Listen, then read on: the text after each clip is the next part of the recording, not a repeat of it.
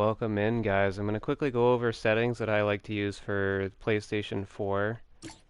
I think there's a lot of important things to consider. The main thing I'm going to go over is not exactly what you should use for settings, but some of the concepts that you should keep in mind while you're choosing your own settings, because your settings are your own settings. Like, you're going to have different settings than what other people are going to have. It's just that simple. But you want to understand why you're choosing different settings, what kind of impact it's going to have on you as you're playing, so that you can decide what is best for you personally versus someone else. So this first tab on the graphics, you can adjust the brightness if you want. If you're having trouble seeing other people and things like that, you could go up on the brightness, or if it's hurting your eyes, you could go down on the brightness. I just leave it at standard 100%. You can change it if you want. That's completely up to you. One thing that I did change, and this is something that was suggested in another video, I can't remember which video, was I do use colorblind mode. Mine's on Tritanope. There are a bunch of different ones, and you can see how the colors change on the right side when you change to the different ones over here. And then you can also adjust the strength down here to a higher or a lower strength, so that it'll affect it more or less. So I use Tritanope. I usually actually use strength of 5, but I've been playing around with it a little bit to try to see if it'll help me locate other players a little bit better. That's kind of the purpose for me, is to make it easier for me to see other players and see what's going on. So I'm kind of messing around with that to see if it will be better or worse if I change that. Pretty much the rest of these I think are just the standard settings. Then all my volume and sound settings are just the standard settings that Fortnite gives you, so I'm not really going to go over that. You can adjust the volume if you want to. Voice and text chat, I don't think there's anything really important in those two settings. In this part, under combat, I believe this hold to swap pickup thing, if you turn this on, it will allow you to swap the weapon on the ground with the weapon that you're currently holding, rather than adding it to your inventory. So let's say you only have one weapon in your inventory. Normally when you pick up another weapon, it's going to add it to your inventory, so you'll now have two weapons.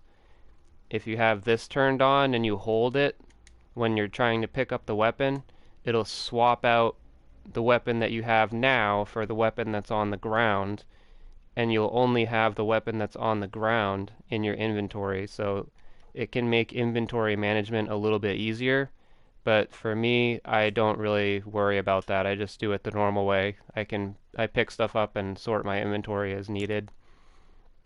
So reticle and damage and the HUD options, this section is somewhat important. So obviously the reticle is the thing that you use to aim. You typically want that on. I have heard of people turning it off so that they can practice with their aim, like in custom matches and things like that. There's been people that have suggested turning your reticle off just for a period of time, just to get used to aiming without your reticle, and some people claim that that helps train their aim a little bit better. Maybe it does, maybe it doesn't. It's something you can try if you'd like to.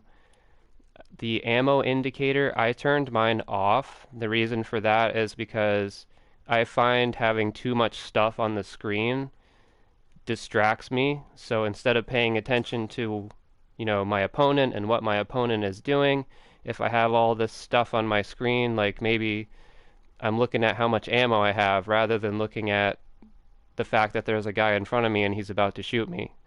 So I turn this off for that reason. Plus also I'm really good at making sure I keep my guns reloaded. Anytime I have a second and I'm not fighting, I'm hitting my square button, which is reload for me, and I'm reloading, so I'm not really paying attention to any of that. Like I don't need an indicator for it.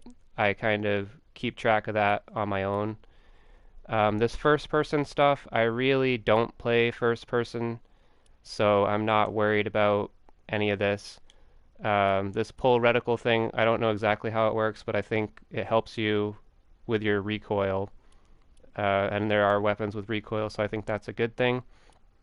Damage numbers can be important too. They're on cumulative for me, which means if I hit someone for 50 and then I hit someone for 50 again, the number is going to show 50 and then it's going to show 100 because it's going to keep adding the damage up, and then after a period of time it will reset. List would just be if I hit him for 50, it's going to show 50. If I hit him for 50 again, it's going to show another 50 below it or above it. I'm not sure where it positions it, but it's going to show another 50. Uh, so damage number scale, you can change how big the damage numbers are when you hit them for 50 damage. Is it going to be bigger or is it going to be smaller? That's basically what this number is going to change. I just leave it at the default. You can make it bigger if you want so it's easier to see. You can turn it down if it's becoming, kind of a distraction to you. You could make it like a lower number. That might help you out. So this is kind of one of the big things that I changed a long time ago when I was newer to the game was the HUD scale, and I use a very low HUD scale, and the reason for that again is to reduce the number of distractions on my screen. So when the HUD scale is the normal size, like you have, like it feels kind of cluttered because you have a whole bunch of stuff that's like all over the place. And I have a tendency to look at my inventory and, you know, pay attention to that more than like my inventory, my health, and stuff like that. And to reduce that distraction, I made the HUD scale a lot smaller so it's harder to look at because typically, as long as you know what items are in your inventory, you don't need to look at your items all that often. When you're taking damage, you can look at your health if you want to, but I try to minimize distractions so I keep it smaller. That's the main reason I do that. I don't use gyro, so I'm not going to go over gyro options. I don't use keyboard and mouse. I use a standard PlayStation 4 controller. The input, let's see if there's anything good in here. So probably the most important thing in this section is the slide hold time. This one, if you turn it all the way down or close to all the way down, like I have it here, you can actually slide when you're not sprinting, which can be really helpful. Like say you run out of sprint and you're kind of just walking around. If you don't have this on, you can't slide. If you don't have this all the way down or close to, I don't know what the minimum is you need to be able to slide, but it needs to be lower than the standard setting. Like if Fortnite, the setting that Fortnite has it at, you won't be able to slide without sprint. Unless you're going like down a hill or something, you can still slide then. But if you're on flat ground, you won't be able to slide. With this all the way down, you can slide. And the reason that's important is because let's say you're out in the open, you're just walking around, you run out of sprint. With this all the way down, you can still slide, which is going to change the height of your character. And it means you can do the slide, bunny hop, jump. So you can constantly keep moving, which makes it harder for people that might be looking at you to shoot you because you're constantly changing elevation, you're moving around, you're making it difficult for them to shoot you. So that's the main reason keeping this down is important, so that you can make it hard for people to hit you even when you're out of sprint. So I do recommend putting that down. Some people say that having it really low makes it so that they'll slide when they don't mean to, but you do get used to it over time. You can change it to whatever works for you, but I think it's a big deal putting this as low as possible. I do think that that helps. Vibration off, this can be another distraction, like if your controller is shaking all the time, it can be really annoying. I'm imagining most people are going to want vibration off. And I'm going to try to see if there's anything else in here. Yes, this obviously the sensitivity is incredibly important. So I use advanced sensitivity options, and I recommend most people to use advanced sensitivity. When you turn this on, these numbers up here get turned off. So when advanced options are on, these two don't matter. It doesn't matter what these are, it doesn't use them. So I like to use an 18 horizontal and an 18 vertical. A lot of the like professional players and like the really good players, they're going to use something like around 40, like a 38 or a 37 to like a 43 roughly. So you can try that if you want, but for me, I cannot aim at all when I have sensitivity that high. Like I'm just completely useless. Like I'm gonna miss 90% of my shots. There is a YouTuber named Webby who uses very low settings similar to mine. I think he uses like around 20, if I'm not mistaken. He uses like somewhere between 20 and 23 or so. So I'm definitely not the only person that uses lower sensitivity, but I find something lower like this certainly makes my aim more consistent, and it makes it so that like my screen's not flying around all the time, and I just find more control with a lower sensitivity. I did used to use boost for quite some time. However, there was one person, I don't even remember who it was, but there was one person I was watching a YouTube video on, and the guy said, well, if you have boost, it's making your aim inconsistent. And that's 100% true, because that's exactly what boost does, is it's going to over time change the amount that your stick input is going to be giving you. So it, by the very nature of what boost does, it's going to make your aim inconsistent. So I just went with his advice. Ever since then, I've had it at 0, but there were times where I ran like a 16 and I had this at 7, and that does feel somewhat comfortable, but I would say there are times where your aim feels inconsistent. But I do think if you're going to run boost, I think 7 is pretty good, 7% boost. And then like a 16 used to be pretty good for me. It's been a while since I used that. But if you want to use boost or you want to try boost, that's kind of what I used to use, is something around 16 and 7. So the turning boost ramp time only matters if you have boost, which I don't. So I don't really use this at the moment, and I don't really remember what a good turning boost time would be. It might even be 0. Maybe 0 is the best. I don't know. I can't remember, to be honest. You'll have to play around with that. So aim down sight, this is where my settings start to get a little bit weird, because I only have 4% boost, which is incredibly low. The main reason I only have 4 is for those long range fights. I find that if I have like a higher boost, like a 9, which is 9 is probably more normal, something around 9, or even I would say probably the lowest most people go is like 7.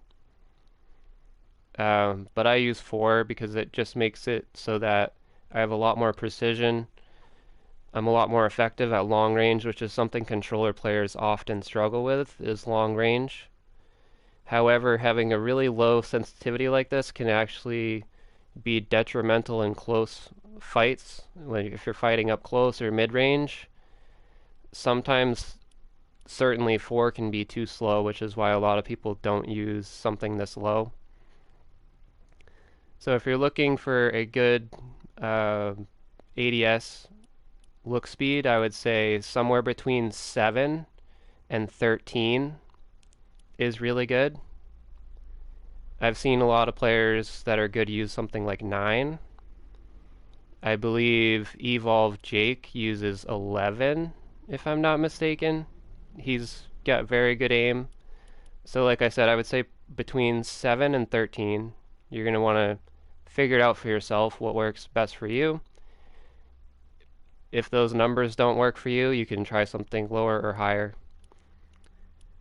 And then there's also boost for your ADS as well. I used to run 9 and 3. I have seen another streamer, again, I don't remember his name because I watch a lot of different people, but I have seen another streamer use this as well, 9 and 3. This is actually a pretty good sensitivity if you want to use boost. So if you're considering trying boost, I would suggest trying 9 and 3. Those are pretty good numbers in my experience. If you don't want to use boost, use the 7 to 13 or try something different if that's not working. The ramp time again, I don't remember if I had this on. Probably not. But because I don't have boost, it's not active at the moment. Scoped speed multiplier, so this is when you have a scoped weapon like the hollow twister from last season. Whenever you're ADSing, that's when the scoped speed actually is going to be doing something. If you don't have a scoped weapon, this does nothing. If you do have a scoped weapon, this is going to adjust the sensitivity that you have when you're ADSing. So I've seen a lot of people are probably going to be at 100. That's the standard. That's what you start at. Anything lower is going to slow it down so that you are a little bit more accurate. However, if you make it too slow, it's going to be harder to aim when your enemy is close to you. So I would say probably keep it above 0.8. So I like to use somewhere between 0.82 and 0.85. You could use it at 100%. There's people that play at 100%, so I would say anything between 0.8 and 100%, or you could make it faster if you feel like your aim is too slow. You could go over 100% if you wanted to. Look dampening time, I actually forgot that I had this on, and I don't really fully understand what this does, but it kind of slows down your initial input. So when you initially move your stick for a short amount of time, it's going to slow it down, I believe. And I may take this off. I don't remember if I needed this or not. I think Evolve Jake uses this right here, 0.05. I may just turn it off and see what happens. Look input curve. The standard Fortnite is exponential. And as it says, exponential causes smaller stick movements to have less of an effect, allowing for more precision. Most people probably are going to want to be on exponential. However, there are a lot of good players that play on linear as well. So this is just something you're going to have to try for yourself. Me personally, because my aim is not amazing, I try to make my settings easier for me to aim, and exponential is typically easier to aim, so I play on exponential. Aim assist, you want it 100. For both aim assists, you want it 100. Your dead zone, this is going to depend on your controller. This is if you're getting stick drift. If you're getting stick drift, you're going to want to increase this. If you're not getting stick drift, you can probably just leave it the way that it is and not worry about it. This L2 and R2 release, I wouldn't really mess with it. I don't think it makes too much of a difference. I don't use a foot controller, so that doesn't matter. And I don't care about the last couple settings. So we're going to get into some of the keybinds. Like I said, I have a standard PlayStation controller, but I do have custom keybinds because I play claw, which means you use your index finger for your triangle, square, X, and circle, and then your middle finger is your R1, your ring finger is your R2, so that I never have to take my hand off the sticks. That is very important for being good at the game or decent at the game. If you want to get better, you should never have to take your thumbs off of the thumbsticks. So you either want a paddle controller so that you can press your jump with the paddle on the bottom of the controller, or you can play claw, or maybe there's some other methods out there, but those are the ones that I know of. So because I play claw, I have triangle as jump because that's closest to my uh, index finger. And then I normally use X for my pickaxe, but for some reason there was a bug where if I used X, it wouldn't let me jump out of the battle bus. So I've been using the right on the D-pad. It's not really what I want to use. It's not what I use on my main account, but I have to use it because Fortnite is messed up and won't let me use X on this account, so I have to use right on the D-pad. And I actually have my fire button switched from what is normal. Normally, fire is R2, and aiming down sight is L2. I have those inverted so that fire is L2 and aiming is R2. And the reason for that is because I found when my finger for my trigger finger on the right, when my trigger was on the right side, when I wanted to like tap fire and stuff, you're constantly like pressing your finger down and releasing it and pressing it down and releasing it. And I kind of felt that that was messing up my aim a bit because I was constantly like my hand was getting tense and then it was releasing and then tensing up and releasing, and it just felt like my aim was kind of affected by that because my right hand was constantly tensing up and then releasing, and I was also trying to aim with my right hand with my thumb, and that kind of threw me off a bit. So I changed it so that I actually fire on the left so I can do my tap firing, and then all that tension is not messing up my aim.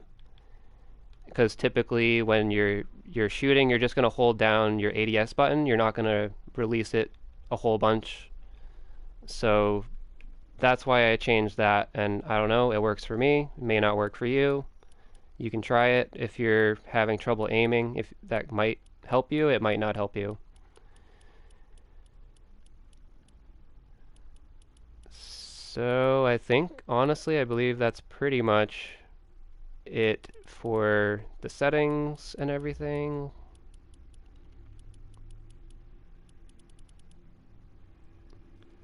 I think I had to change some of my settings for like flying and stuff when the jetpack season was still around because I don't use X usually to do all that stuff.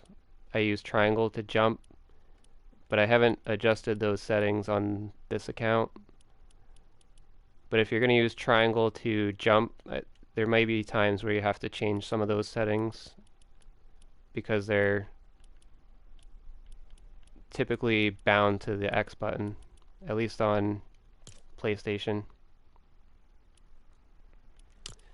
So yeah, that's pretty much it for the settings. We'll just save these, and then the other thing I was going to go over as far as settings, because I talked a lot about trying to figure out what settings are good for you, what aim settings are good for you. So if you're trying to figure out what settings you want to use, I would suggest going to the search option and then hitting X and then typing in aim and then R2. Give it a second. Okay.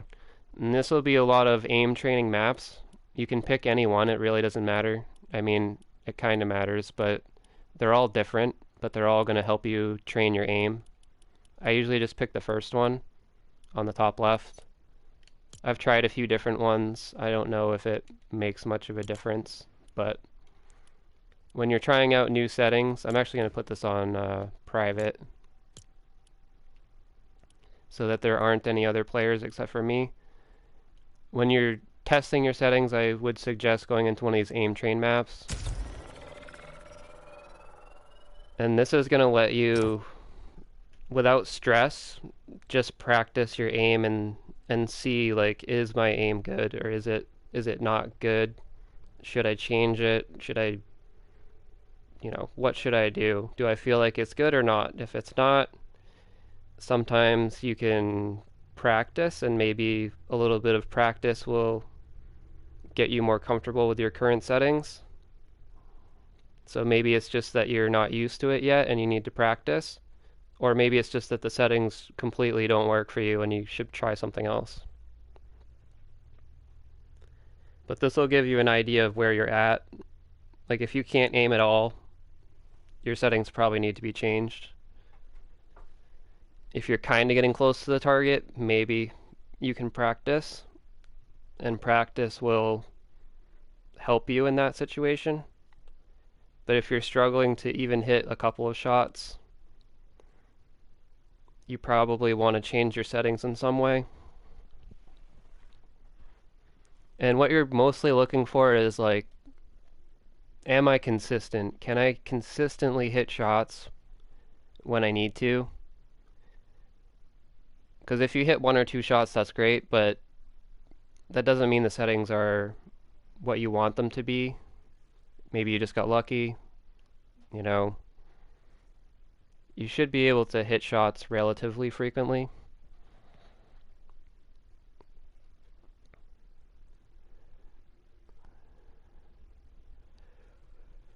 And I'll be the first to admit my aim is not great.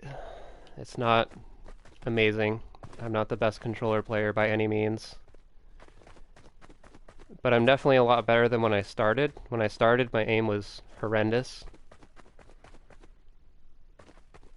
And this map can be okay for experience. You can collect these little things for experience if you want. I don't even know what weapons they have anymore because I haven't gone to this aim training thing in a while. Apparently they still have the OXR stuff. But you can usually pick the weapons that are in the current season. I haven't played the Simpsons season yet. Today is actually going to be my first day. You could practice shockwaves and stuff too if you want to practice your mobility.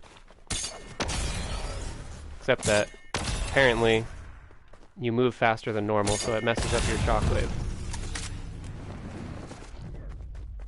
But let's see what we want to use here. I guess we'll just start with this weapon. It's fine. But I want a better shot. Actually, I guess this shotgun's fine. Whatever.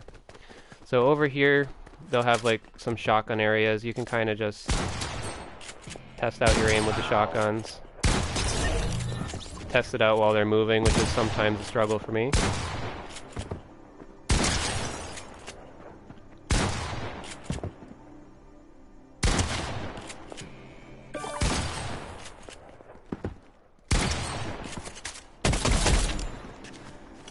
And then I usually like to use this guy he's not moving at the moment. Okay, now he's probably going to start moving. But I like to use this guy to kind of test my either my ADS shooting or trying to think of the word when you're not ADSing. But yeah, your hip fire accuracy. I like to use this guy for the hip fire sometimes, which obviously I'm missing all my shots right now. But I'll kind of back up and then try to shoot him. But if you back up too much, he resets and doesn't move. So I think this is like the furthest you can be, or the closest. But yeah, you want to kind of just practice, see how your aim is doing. Obviously, I haven't played in like a week, so my aim is terrible.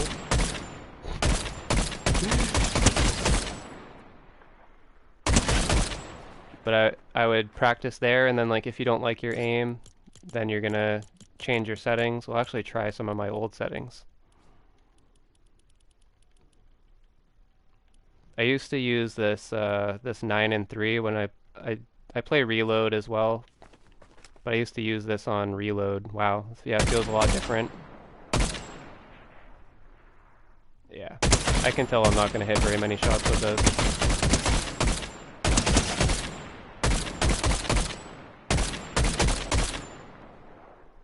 But once you're done with this, I would go over here, and then you practice on these bots. I'm going to actually change my setting back.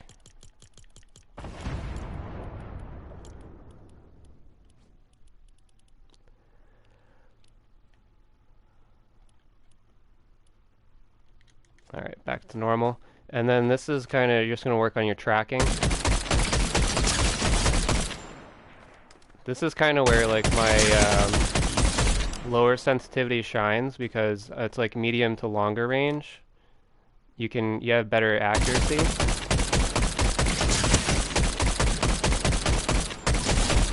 I think the bloom kind of messed with me there, because I was like right on him and I wasn't hitting him. But this is kind of the reason why I have the lower sensitivity, is for fights like this. Because you can see I'm actually tracking pretty good, even though my aim was terrible on the, when we were over here, my aim was terrible. But this is kind of the situation where the, having a low sensitivity works out really good. People are in the distance, I can just pick them off pretty good. As you can see, my aim's actually not horrible. Probably not the best, but not horrible. I was hoping there was a different scoped weapon, because I'm not very good with the drum gun. But yeah, you can pick a scoped weapon like the drum gun, and then you can practice. This is where the scope sensitivity comes in, so you can practice your scope sensitivity. Like I said, I'm not the best with the drum gun, but this will help you practice your scope sensitivity. I have to tap fire a lot with this gun, because it has a decent amount of recoil. Oh, this is the infantry rifle from the new season. So this is also good for practicing the new guns. Like these two are the new guns, the infantry rifle and the suppressed AR, which I haven't used these yet in this season. Like I've used them before, but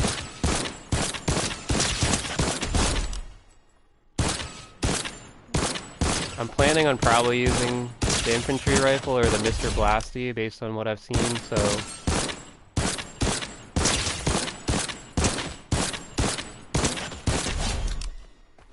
I think the lower sensitivity, the 4% that I use, will be okay for this season, because there's a lot of precision needed with the Mr. Blasty and the infantry rifle. You want to be precise.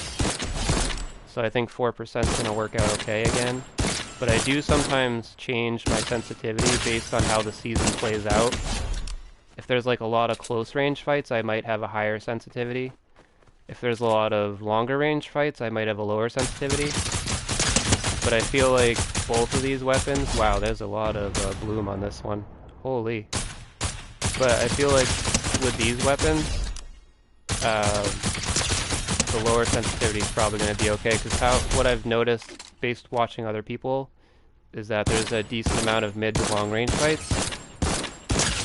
So the sensitivity being lower is going to help with that.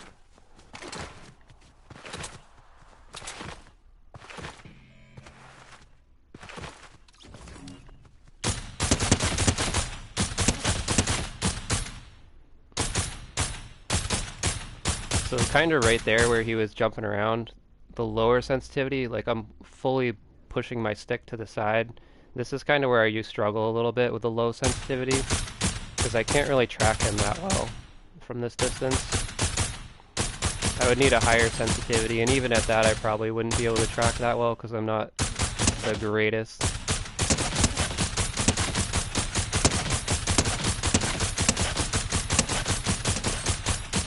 And the bloom on this is really bad, but I've heard that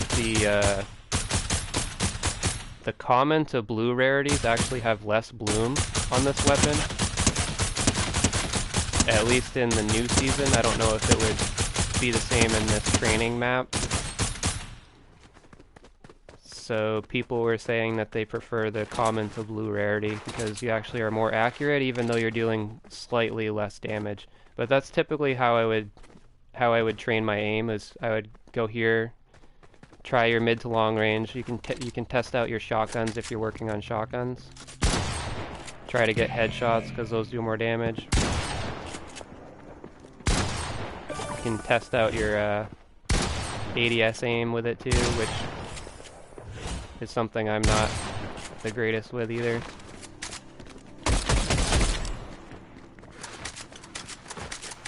And that's pretty much it. Thanks for watching.